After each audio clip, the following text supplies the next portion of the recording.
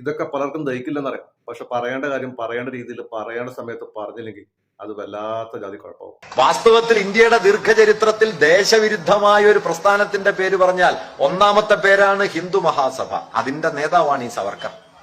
ആ പാരമ്പര്യം പിന്നെ പലരും തുടർന്നു. RSSന്റെ സർസംഘചാലകായ ആള് പിന്നീട് എഴുതുന്നുണ്ട്, ബ്രിട്ടീഷുകാർക്കെതിരെ യുദ്ധം ചെയ്ത് നിങ്ങൾ ഊർജം പാഴാക്കരുത്, ആഭ്യന്തര ശത്രുക്കൾക്കെതിരെ പൊരുതണം. ആരാണ് ആഭ്യന്തര ശത്രുക്കൾ?